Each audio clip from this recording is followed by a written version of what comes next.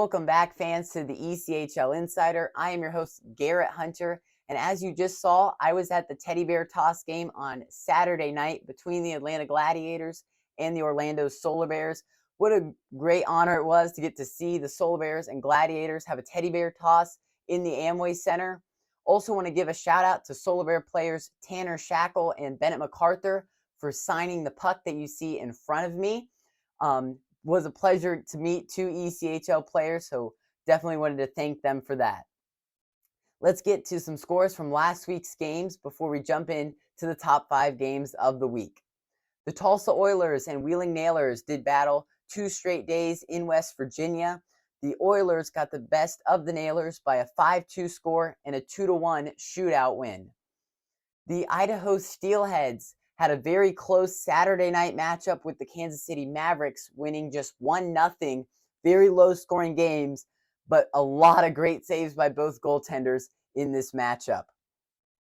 Finally, we've got to talk about the Kalamazoo Wings. What a dominating Friday night matchup between them and the Iowa Heartlanders. Kalamazoo's offense absolutely came alive with a 10-3 victory over the Heartlanders. Let's get you now to the top 5 games of the week. So excited to talk about these. And let's start in the Mountain Division with the Wichita Thunder and Tulsa Oilers going at it on Sunday afternoon. These are 2 rivals, 2 teams that have played better than expected early in the year. So I expect this to be a very close matchup. 2 teams that really hate each other going at it in a Sunday afternoon matchup in the BOK Center. This game should just really come down to the wire. At number 4, the Cincinnati Cyclones and Wheeling Nailers are set to do battle on Saturday night from the WesBanco Arena in Wheeling, West Virginia. 2 great teams, I think, right now in that Central Division. Wheeling has really impressed me. They've played well, had a lot of good offensive performances this year.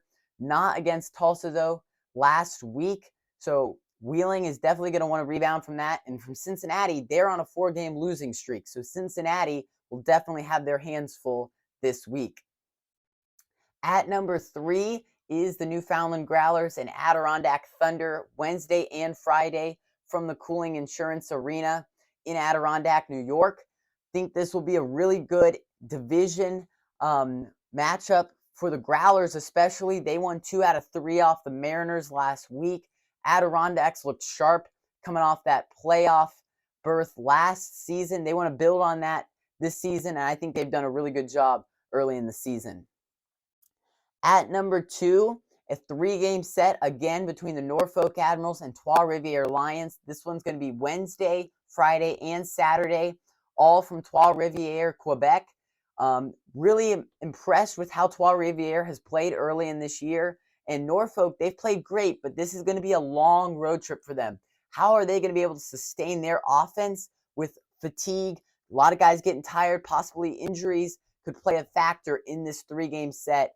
And when you go on a long road trip, by game 2 or 3 and like this, in a long road trip, I think Norfolk might get tired, might start to wear down. So I think Trois-Rivières might be able to take advantage of that in this 3-game set. And our top game of the week on a Friday night, the Battle of the Palmetto State. Greenville Swamp Rabbits and South Carolina Stingrays from the North Charleston Coliseum. Wow, will this just be a massive matchup in that South Division. 2 of the top teams in South Division, Greenville number 1, South Carolina number 2. And last time these 2 teams met up 2 weeks ago, we were treated to an absolutely offensive powerhouse with an 8-5 game. I think this game will be no different. I think both these teams have ridiculous offenses. I think this will be another high-scoring, great game, but I think Greenville will come out on top this time. Make sure to subscribe to our channel below.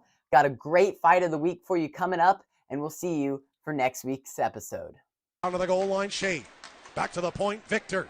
Rink wide, we're back to 5-on-5, but Tyconic still has it. Rink wide to Singleton. And here we go. It's gonna go Victor! He jumps his man Noel out of the box, and the powder keg erupts again. Oh, man. Oh, this is a full-on scrum. Yeah, this one's ugly. Johnny Tyconic's trying to pull a man off someone's back. I can't even see who that is down there. Josh Victor is still going at Noel.